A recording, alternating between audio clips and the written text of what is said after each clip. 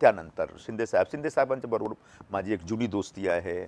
जेव्हा ते 2000 समदुःखी हां समदुःखी समदुःखी म्हणजे जे शिवसेनेत तुमच्या बाबतीत झालं ते त्यांच्याही बाबतीत झालं होतं हा त्यामुळे त्यांच्या बाबतीत त्यांच्यावर म्हणजे शिवसेनामध्ये यूज अँड थ्रो करणारे लोक आज लोक आहेत.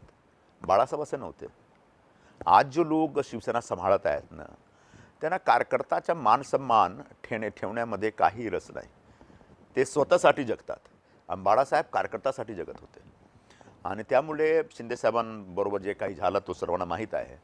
पण मी स्वतःबद्दल बोलत होतो की एक अशी परिस्थिती निर्माण झाली की आता काँग्रेस सोडायला पाहिजे, तर कुठे जायला, काय कोणाच्या संपर्कात यायला पाहिजे. तो शिंदेसाहेबांच्या संपर्कात मी होतो. पण तुम्ही म्हणजे शिंदेकडे गेलात पण आधी तो रस्ता बीजेपी कडे जात होता, मग नाही, बीजेपी कडे का थांबला? बीजेपीकडे माझ्या तुम्हाला कोणासही तिकीट देणार होते, त्याच्यामुळे नाही वाद पण निर्माण झाले होते.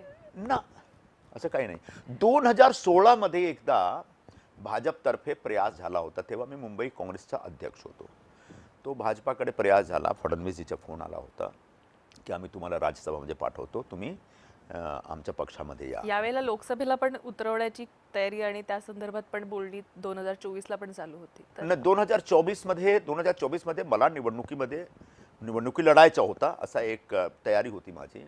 कारण 2019 मध्ये हरल्यानंतर मी सतत काम करत होतो. पण एक अशी परिस्थिती निर्माण झाली की उबाठा आणि काँग्रेसचा अलायन्स झाला. आणि उबाठाचे जो प्रमुख होते त्यांनी असा एक निर्धार केलेला होता. त्यांचा एक संकल्प होता की निरुपमला यावेळी आम्ही धडा शिकवणार.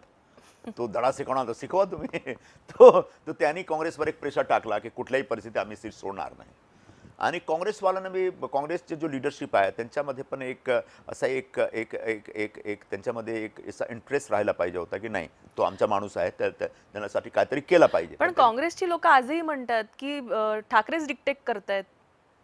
हां, आता सीट शेअरिंगच्या वेळी काँग्रेस पार्टीने काँग्रेस सरेंडर पार्टीने केलंय. कम्प्लिटली एक साष्टांग दंडवत केलेला आहे शिवसेनासमोर. तुम्हाला बहुतेक आठवण असेल तुम्हाला की जेव्हा शिवसेना आणि अनडिवायडेड शिवसेना होती, शिवसेना आणि काँग्रेसचा अलायन्स होत होता, तेव्हा संपूर्ण देशात मी एकटा माणूस होता ज्याने विरोध केला आणि उघडपणे मी विरोध केला की तुम्ही करू नका. शिवसेनेचे पण नुकसान होईल, तुमचं पण नुकसान होईल आणि काँग्रेस पार्टी तो एकदम संपेल. आज काय झालं, काँग्रेसचे फक्त 16 आमदार आहेत.